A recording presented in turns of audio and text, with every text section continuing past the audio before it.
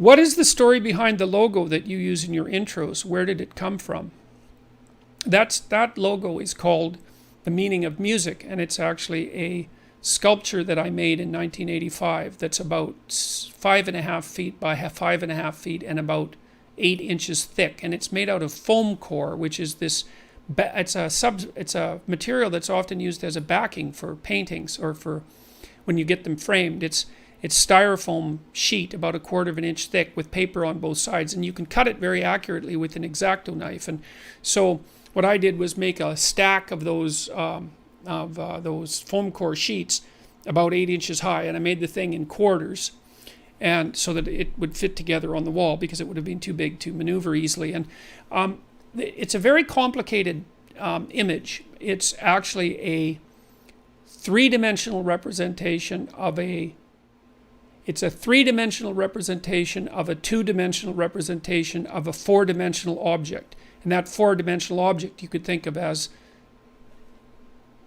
it's a representation of time and space. And I can tell you, I kind of have to hint at what the painting means, or the sculpture. It means the same thing that music means. You know how music unfolds and then something else unfolds within it, and then it unfolds again within it, like a rose opening into the day.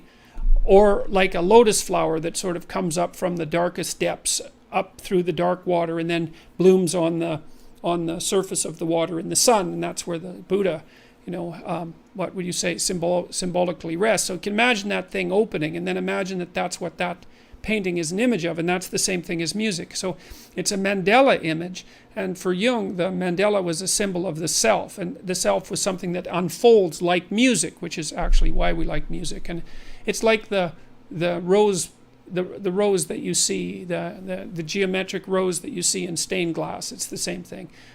That's the stained glass window that Pinocchio's reprehensible compatriot, what's his name, Lampwick, breaks when he's in Pleasure Island, and he throws a rock to destroy the model home and to demolish the substructure of Western civilization. And so I had a very intense religious experience at one point when I was contemplating that. So when I drew the image to begin with, I drew it in about 10 minutes, kind of rough, and then I used a straight edge to straighten it all out and a protractor or a compass to make the curves. But I drew it very quickly, and I'd been reading Jung a lot at that point, like for months of intense reading, and that image sort of popped out of me very suddenly. But it took about 3 months to make the actual image, and then I had only 1/4 of it hanging on my wall because it was so big.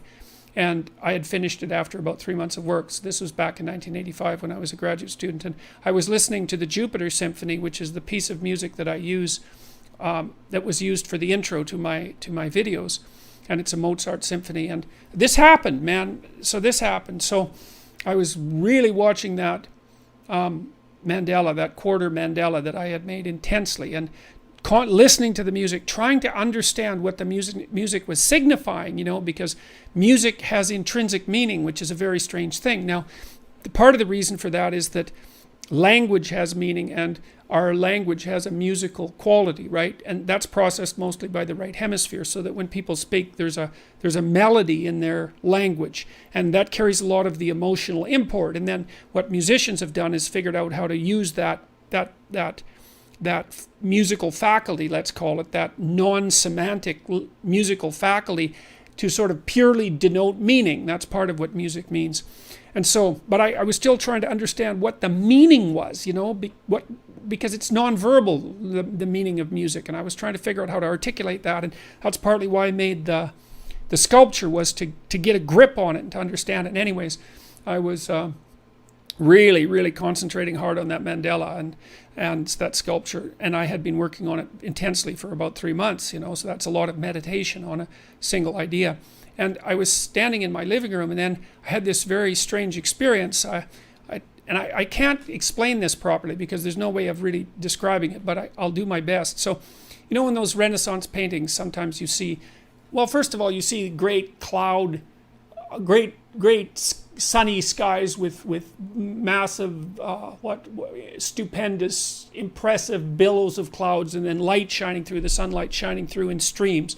Sometimes that's captured very beautifully by especially English later later artists, usually that are later than the Renaissance, but you see it in Renaissance paintings too. And you also see in Renaissance paintings, especially in the earlier phase of the Renaissance, the sky opening up and God sort of peering forth through the clouds. And that's exactly what seemed to happen to me, is that I had this sense. It was like a vision, although I was still in my living room and knew it. But inside the theater of my imagination, I could feel the sky opening up. Now, it wasn't the sky. It was, I would say, the only way I can really think about it is that it was something like another dimension. And then I could feel this force descend upon me, which I think was something that, would have been considered classically something like the Holy Ghost, I suppose. And it filled me with this intense sense of paradisal. Well, it was like being in heaven for some brief period of time, and I could feel myself transformed, transmuted as a consequence of this experience. And it was as if I was in the presence of something that was living, and I suppose that was an experience of God, if you want to put it that way.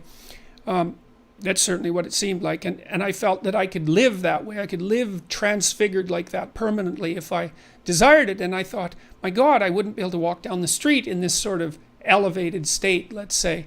I don't know how I would act. I don't know how I would interact with people. I don't know how people would interact with me. I just don't think that I could do it. And then I felt that whatever had descended, it seemed that as if it was sorrowful, and it departed from me slowly, and with no punitive intent, and I wouldn't say with any dissatisfaction. It was as if a gift had been offered that I wasn't in no position to receive.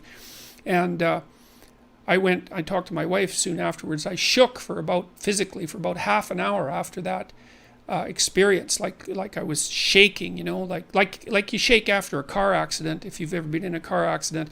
And my pupils were completely dilated. And I had a couple of experiences like that, like echoes of it a couple of times after that. And so anyways, that was a very, very powerful experience. I've certainly never forgotten that. And well, I don't know what to think about that. I mean, God only knows what the world is really like, that's for sure. And I've had a variety of very strange experiences that have convinced me that we know very little about anything. So